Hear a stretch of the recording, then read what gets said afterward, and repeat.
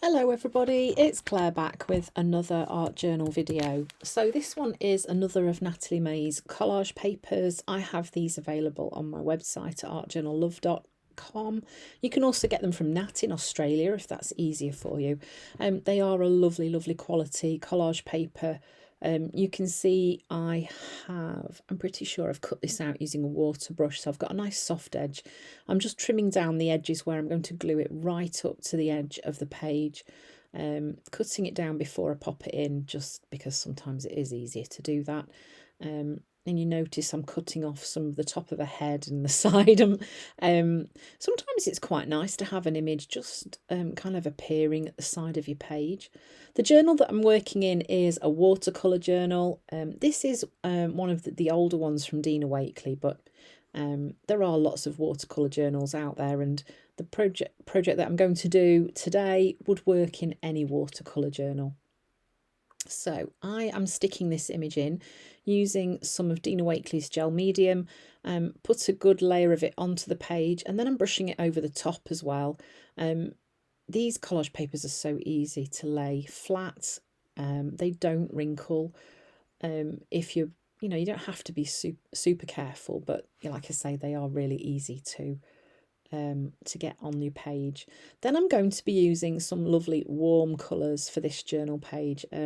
I do love to use warm colours. However, I don't think I often use orange as a starting point, whereas this collage paper does have orange in it, and it's kind of making me use that. So you can see that I have added that paint over onto the collage paper. Then I've just got some water just to pull that paint out a little bit and just water it down towards the edges, make it move a little bit on my page. This is mustard, and here I'm just adding a bit of mustard in to the edges as well. It's a lovely warm yellow. It's a nice colour, one that I've said before I didn't think I would love as much as I do, but it is a lovely, lovely colour. So I'm going straight in with, my brush is wet, but I'm just pulling a little bit of that colour onto my page. Then I'm pretty sure this is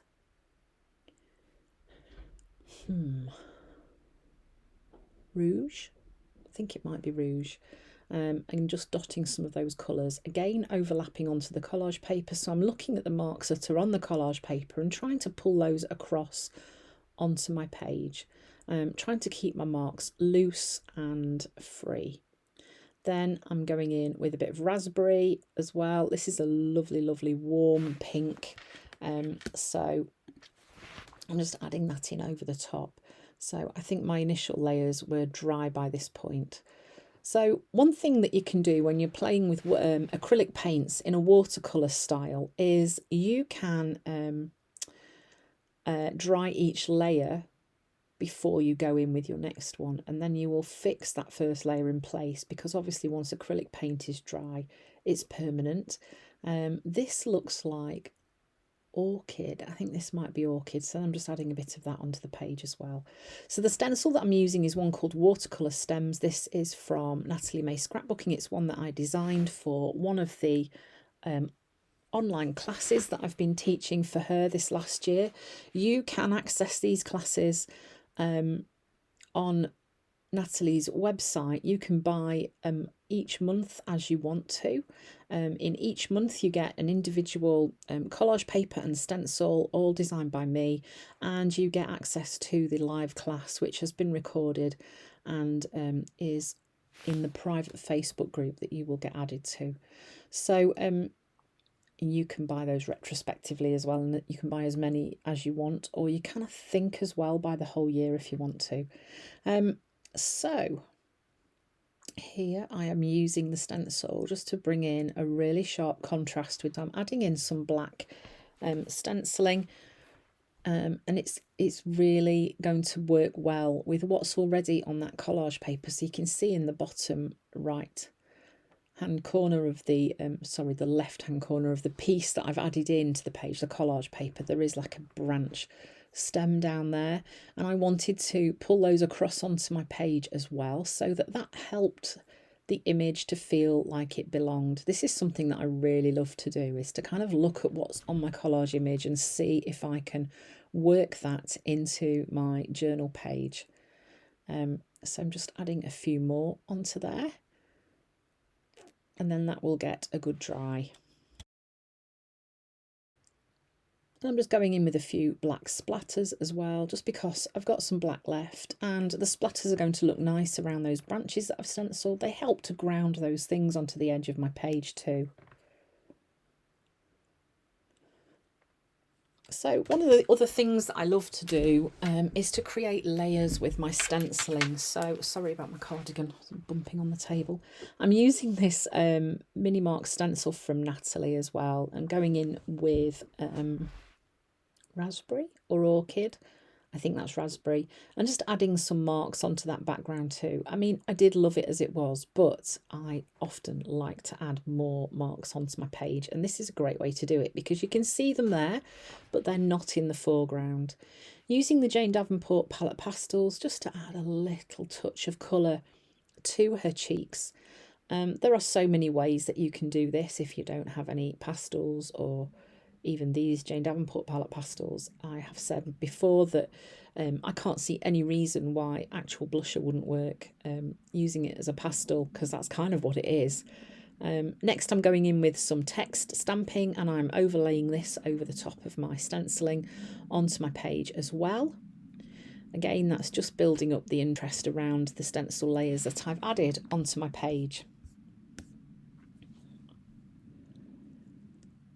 Then I'm doing a bit of outlining of those leaves that I've added using a Signo Uniball in white.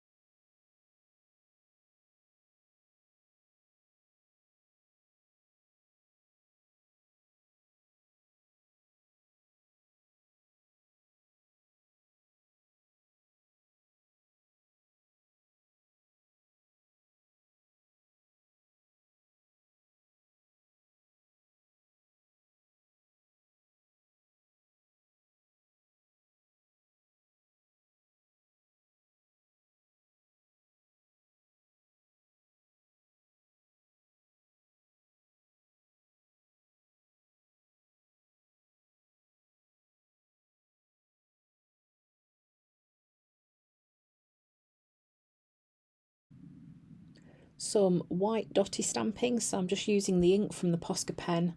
Going to pop my stamp into it and then just use it to transfer the ink across onto my page. It's a nice easy way to do it rather than watering down actual paint.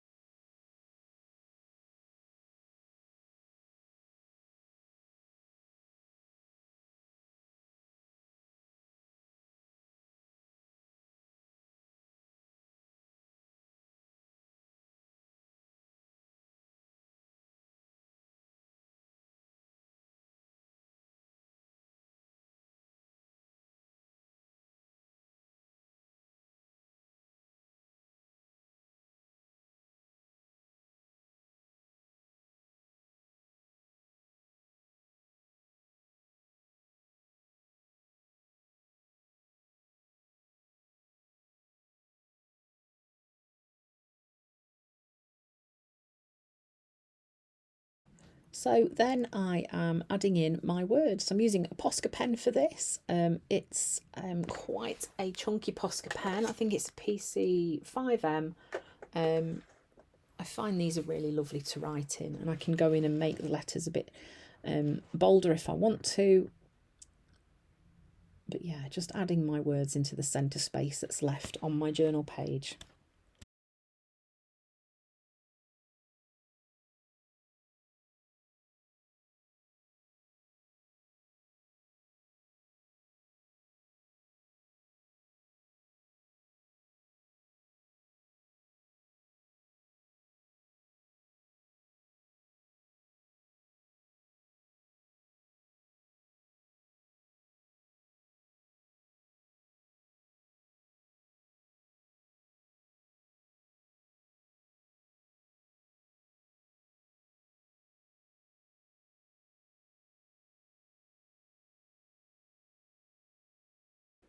And then I'm just finishing off with a few more dots, and that's about it really. So just taking this whole page has come from that collage image, using the inspiration from the colours that were there and the marks that were on there too.